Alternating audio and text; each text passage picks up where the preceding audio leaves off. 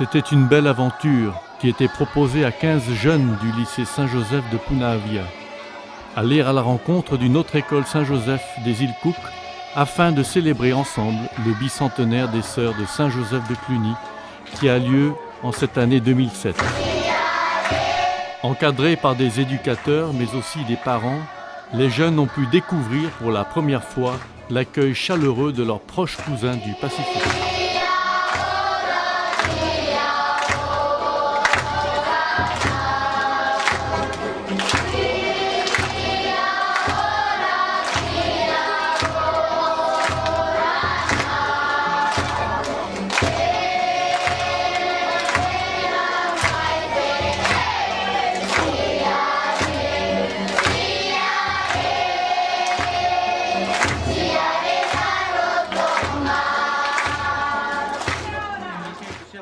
Nos amis de Tahiti sont venus célébrer avec nous parce que c'est de là que les sœurs sont arrivées en 1895. Nous sommes très heureux qu'ils soient avec nous. Comme c'est toujours le cas à Rarotonga, dès qu'il y a une grande occasion, c'est tout le monde qui veut apporter son aide et prendre part à la célébration.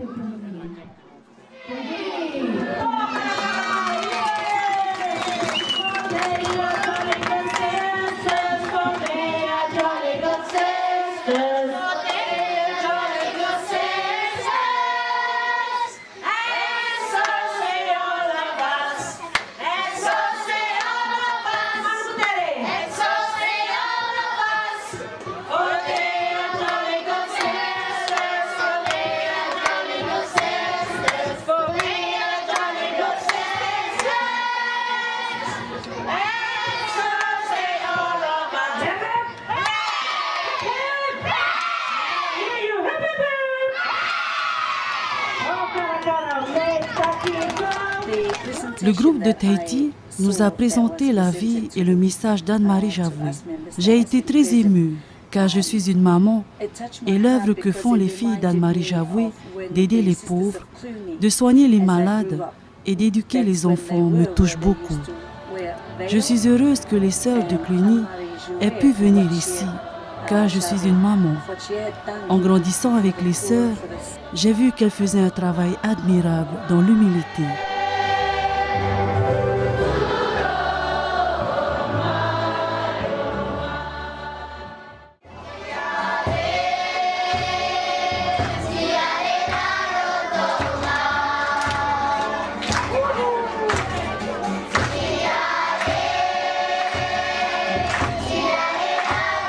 Ce déplacement a permis aux jeunes Tahitiens de découvrir la beauté intacte des paysages des îles Cook, qui sont une destination très prisée des touristes, ainsi qu'une culture riche et variée, mais également très proche de leur propre culture.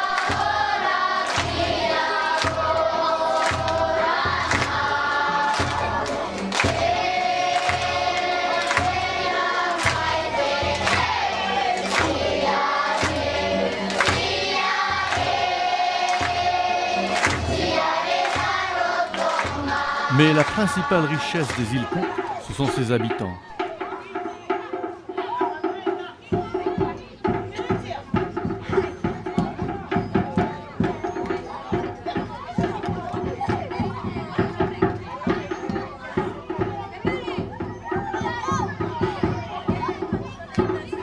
Accueillis généreusement dans les écoles, les jeunes ont découvert un monde à la fois proche et étrange.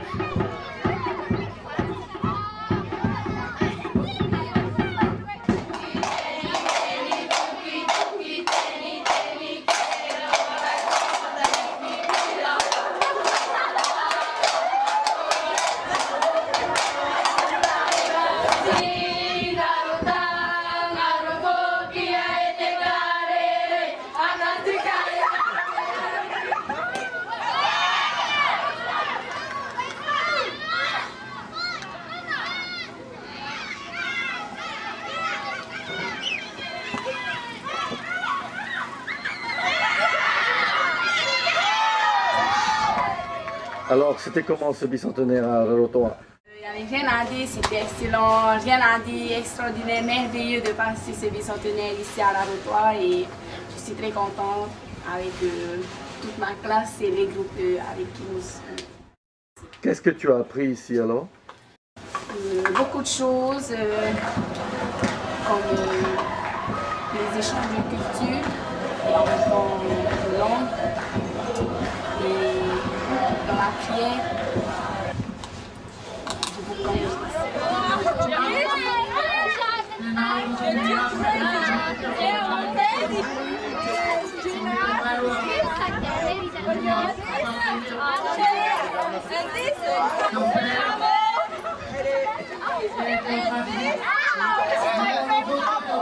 Encore beaucoup plus dépaysant pour les jeunes a été l'hébergement en famille.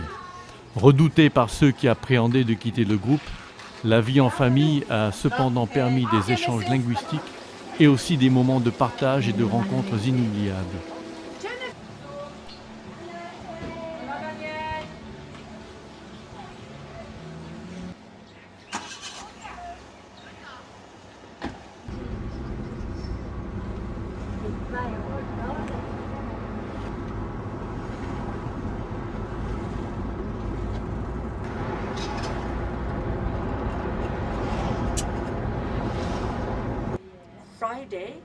J'ai eu une élève chez moi, je l'ai considérée comme ma fille aînée. Nous avons été tellement proches au cours de cette journée passée en famille que j'aurais souhaité qu'elle reste plus longtemps avec nous. Elle a pu parler anglais avec mes enfants et nous avons accompli ensemble le travail à la maison. Pour nous, c'était formidable d'avoir ces jeunes chez nous. Nous avons été touchés par le sens des relations.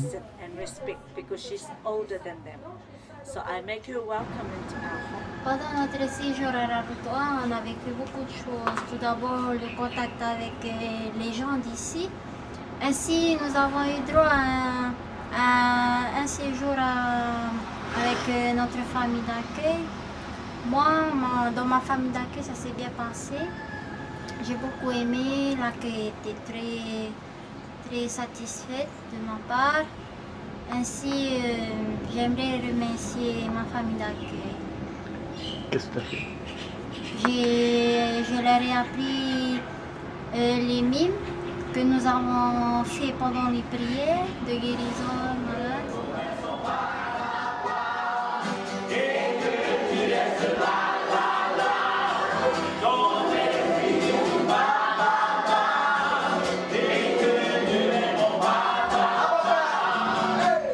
Je voudrais vraiment que nous ayons une prière vivante, comme ils nous ont montré, surtout pour attirer les jeunes qui aiment la musique et qui aiment taper des mains.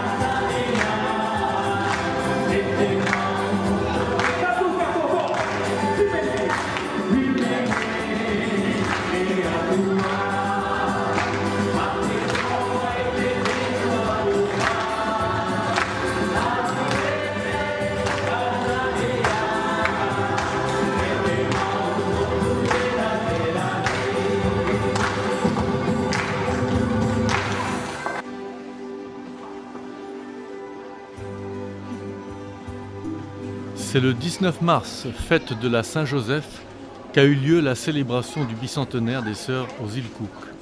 Pour des raisons de calendrier, celle-ci n'a pas été célébrée le 12 mai, date officielle de la grande commémoration à la Maison Mère à Paris. À cette occasion, la foule des grands jours s'était réunie pour rendre un témoignage émouvant aux sœurs au cours d'une célébration présidée par l'évêque Monseigneur Stuart O'Connell.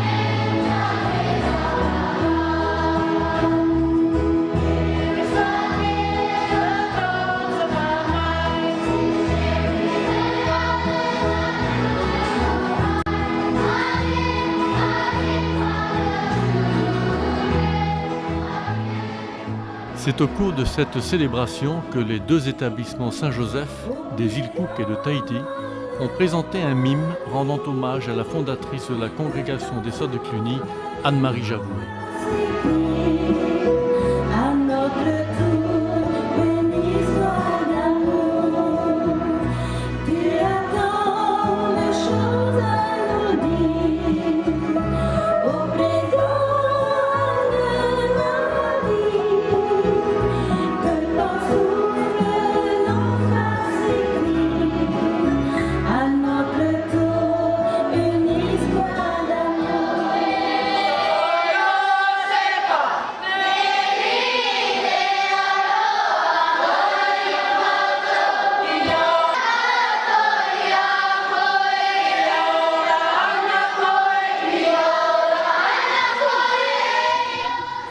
Après la messe, une grande parade était organisée dans les rues de Avarua, entre la cathédrale et l'école Saint-Joseph, le lieu où tous devaient se retrouver pour un lâcher de 200 ballons.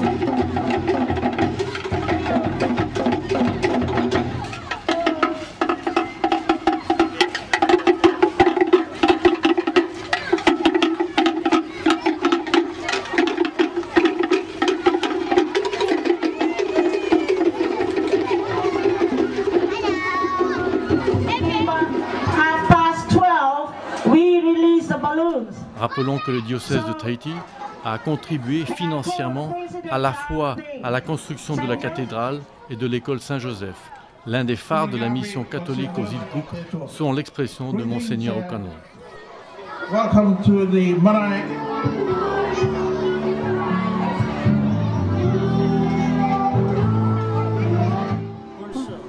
Merci au groupe de Tahiti qui nous ont aidés à préparer cette célébration. Le lâcher de ballons a été une fête pour les yeux.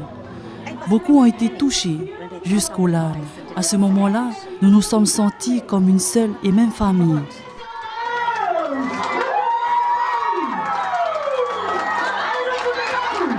À chaque ballon était attaché un message de paix. Que le Seigneur, en ce dimanche de la Divine Miséricorde, continue de bénir les sœurs de Saint-Joseph de Cluny et les deux diocèses de Tahiti et de Rarotonga, qui par cette célébration commune ont fortifié leurs liens plus que centenaires. Jesus, I love